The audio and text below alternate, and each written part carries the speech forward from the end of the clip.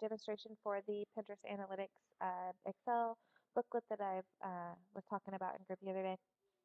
This is actually last year's booklet, even though it says 2019 up here.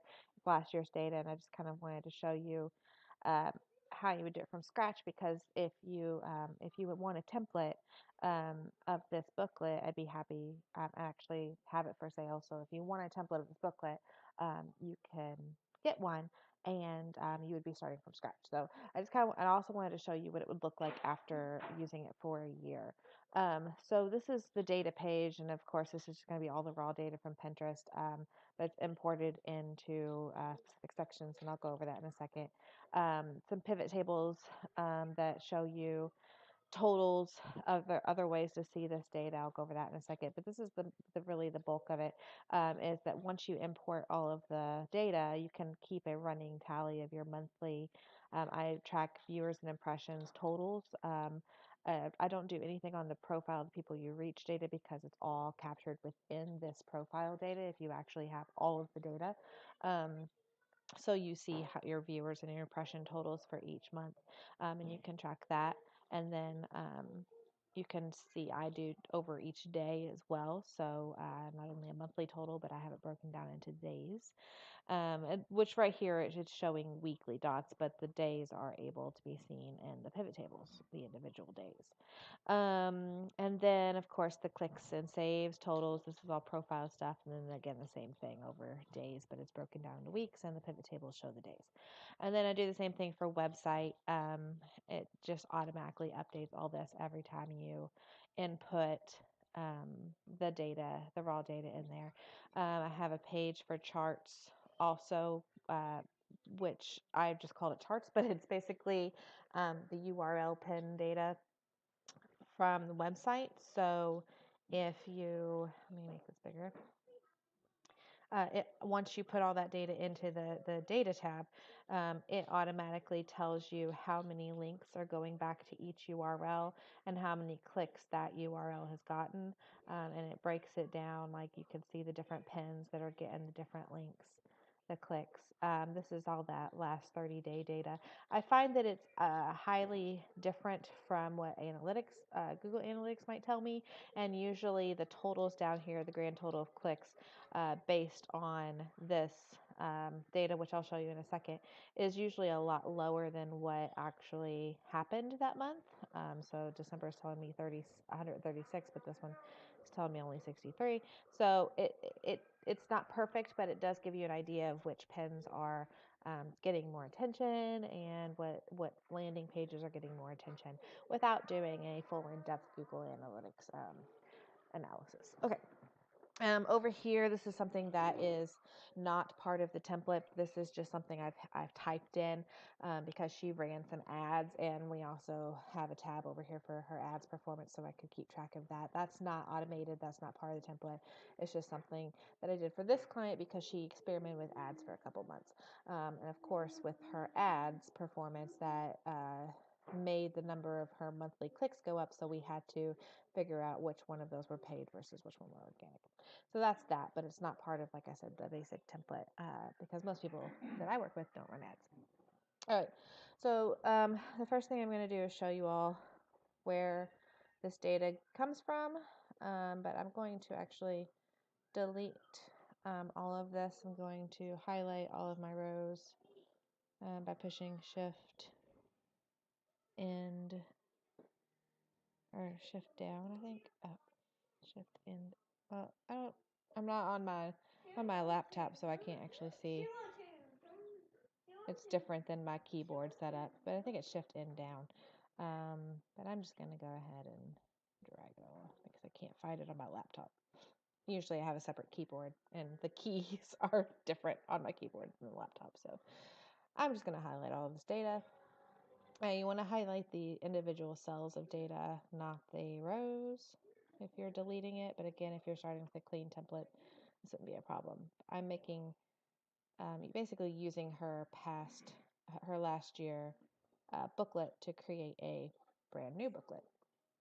I could use my template, but I wanted to be able to show you all of the way the data looks after a year. So I'm just going to right click And I'm going to, instead of going just to delete, I'm going to delete table rows so that it leaves a blank here for me to input new data. And I'm going to do that for all of this. This is a little more complicated than it normally would be because we're cleaning up an old spreadsheet. So you guys wouldn't have to worry about this. You'd be starting with a fresh one if you got the template. And I'm going to delete all that. And then I'm going to apologize for the child screaming in the background at the dog. They're not getting along well today. Okay, I'm going to delete everything except this totals row because the totals row has formulas in it and I don't want to delete those formulas, but it will reset the totals to 0. Okay. I don't have to do anything. I can change my report date. This isn't really super important, but it does help me figure out when I last ran analytics. Okay, if it's red, it means the date doesn't match today's date, and if it's green, it means it does. These are your click-throughs, which will refresh. As soon as I hit refresh data, it would take those out. So it'll change all that. So now what I'm going to do, now that I have a clean thing, is I'm just going to minimize this, and I'm going to go into Pinterest, and I'll close Facebook. And I'm going to go into Pinterest, and I'm going to grab the data from profile and website. Okay, so because I last ran it at the end of December and I haven't done any for January, I only do them once a month for most of my clients unless they get my super ultra package. I'm just going to go grab the data from January. And they don't have January 31st, that's fine. I'm just going to do it all the way there. And I'm just going to hit export data. And I'll save it to wherever I save things for my clients. This is her profile data. I'm just going to save over my old data. All right, and then I'm going to go back to analytics and to website. And I'm going to change the date again. January to the end of January. I'm going to export that data. And go to website data. And overwrite my old website data. Okay, so right now what I did is I exported the CSVs, which don't really mean a lot to us until we input it into our database template. I'm going to start with the profile data, and I'm just going to open it with Excel.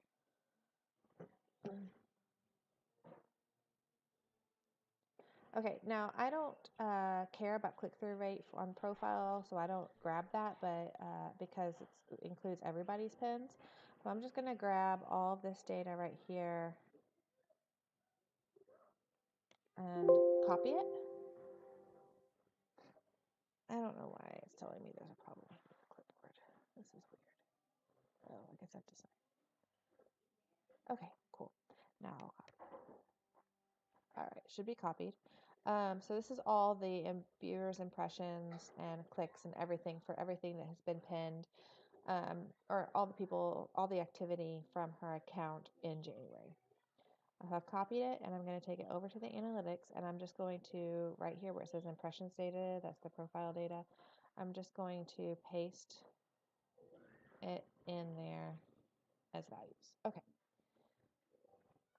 And so what you're seeing here is it's saying past months because you can group your pivot tables by current month and past months when you have multiple months in here.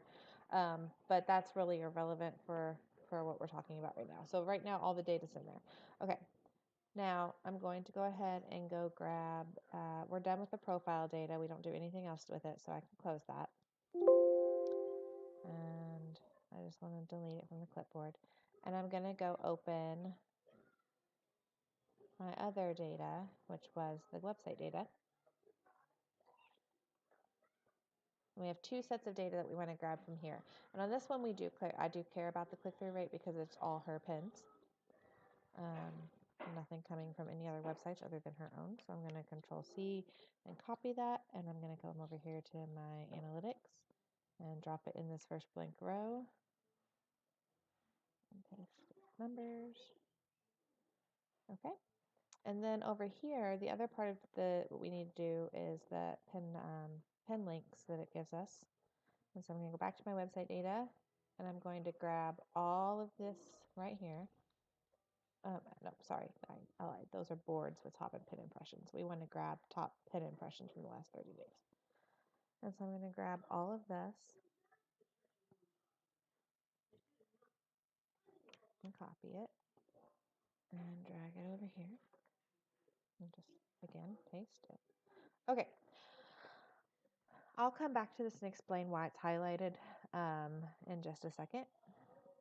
But the first thing I want to show you is that if we have everything in here, we have to go up to data and hit refresh all in order for it to refresh our chart. So now you can see that it's refreshed and we only have the month of January. If we go to our pivot tables, it should only have the month of January, so it'll show you the number of clicks that her profile received on every single day, the total number of saves she got from her profile every single day. She'll get, this is the total number of, there's another column, impressions and viewers that her profile got every single day. It's kind of color coordinated throughout, so when you look at the data, the green corresponds to the green here. The blue corresponds to the blue. So this is website, so it says web month to date. And so the daily impressions and viewers that the content from her website, her pins got, and the number of clicks and saves that she got each day.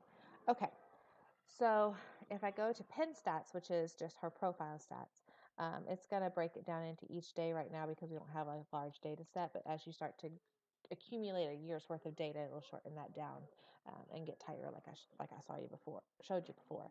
And then we don't have any other months to compare it to, so it's just going to show 1 month right here. If you wanted to show a comparison, you could always do screenshots of your December month and your January month, but you can't really combine the December of last year and the January of this year on the same spreadsheet. It just doesn't work very well, especially if you have a whole year's worth of data. Like I couldn't continue to use 2018 because it would just add my January data to the last January and it would make everything skewed. So you do have to have a new sheet for every single year. So there's nothing to compare it to, but I do a report and I remind them of their last year's data and all that stuff. So it tells you everything right here, the clicks and saves that she got and the viewers impressions. So it takes this from the pivot tables and actually puts it over here next to the graphs where it's pertinent. So this is what my clients see. My clients never get this data sheet. They don't get the pivot sheet. They get a printout of these pin stats right here, these graphs, and they get a printout of this website pins. And so I'll go through that in a second. So again, you can see the viewers and impressions she got. There's a line graph of it for each day, so you can see the activity. There are trend lines. You can leave those. You can delete them if you want to. To delete one, you just click on it, right click, and hit delete. If you like the trend lines, leave them there. I'm going to take out this handwritten note because it has nothing to do with January of this year. That was from last year. We're just going to cut. Let's delete all of that. Let's do it. Delete. Okay. I'm going to clean it up for her. And okay, so now we have to do charts. So this is where the highlights come in handy. So what basically this chart is doing is compiling all of the different links. But what happens is if you have extra, like you have a UTM or something like that, it actually considers it the table considers it a different link. And I don't want it to because it's going essentially to the same landing page. It just has all this extra credit at the end. So when it highlights yellow, it's giving me a heads up that I just need to go in and delete that. So that my table will go ahead and combine those stats into one link, and then the highlight will go away.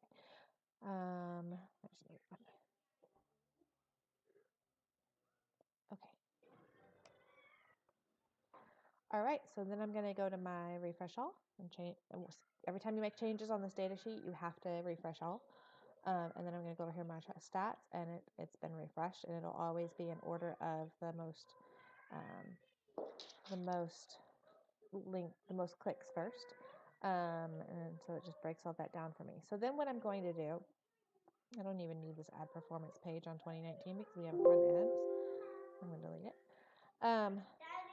and I'm not messing up anything on my 2018. This is all my 2019 stuff. So what I'm going to do is I'm just going to save real fast. I don't lose my work. And then what I'm going to go do is print this. I'm going to print this page. And you may, I don't know if you get the template, if you get my template, I don't think you'll probably have to change your print settings to match this. So just take note of what you're seeing on the screen, because otherwise the graphs won't fit, or they'll be, if you're printing vertically or whatever. And I'm not actually printing this to paper, I'm printing this to PDF. So I have Microsoft Print to PDF. And so you can see that you have 2 pages here, each of the charts. So I'm just going to print those to a file.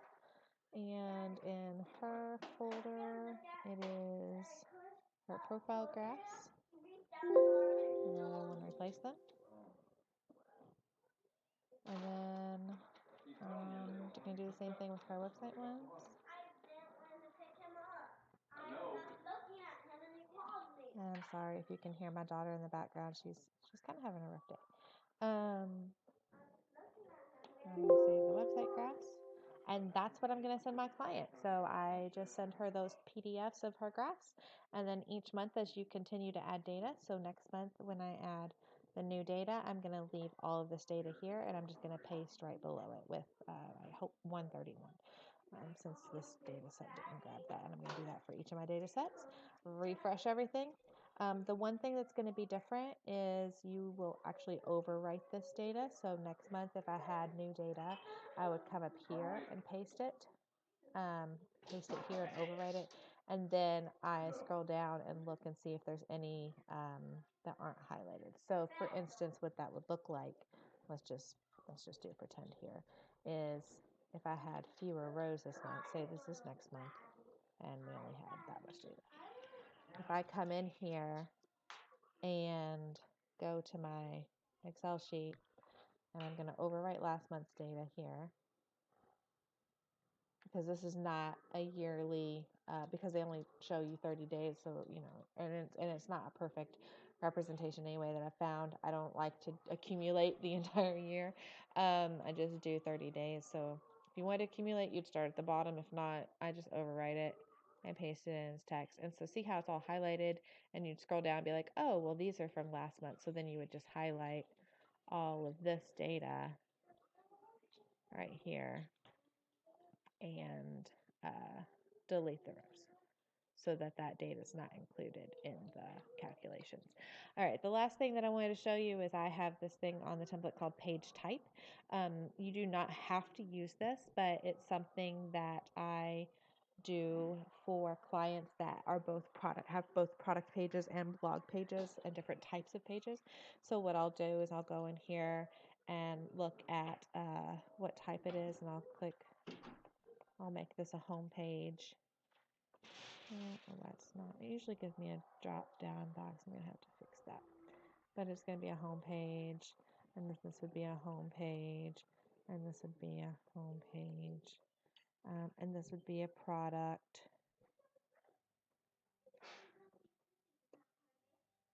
And so then when you go into charts, the only reason that's important to me is just to see how many different types of pages they're going to. It has nothing to do with this page at all. So like I said, you could leave it off, but it helps me see how many links are going back to the home page, like how many different pens and things like that. So again, you can see that over here on the charts anyway, because you can see the home page link right here, and you can see how many of those pins link to the home page. So really, you don't have to do that. And actually, I might have taken it out of the template. That might just be a remainder from the other thing. But I do have something in here for page type if that's something you're interested in tracking. But most people don't need it. So for your basic analytics, you can just not worry about it and let this automation do what it wants. Okay, I didn't save any of that.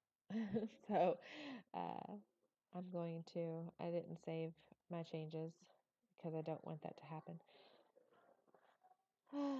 from that pretend data set. Hopefully that wasn't too confusing, but yeah, I'm done with her analytics. So I'm going to do this exact same thing for my other clients. And I mean, I can do analytics within 10 to 15 minutes for each client. If you have any questions, feel free to leave me a comment, and definitely if you would like a template to purchase a template of the Excel file, I apologize. It's an Excel file. So if you're using another program like Google Sheets, or if you don't have Excel, I don't know what Mac uses. If you're not using Excel, I don't think that you can use this. I don't think it'll convert the same way. But if you are using Excel and you're interested in getting a template, send me a message, leave a comment. It's $30 for the template with lifetime updates. I would send you updates via email if I change anything to the master template. So yeah, let me know what you think, and I'd be happy to answer any questions. Bye.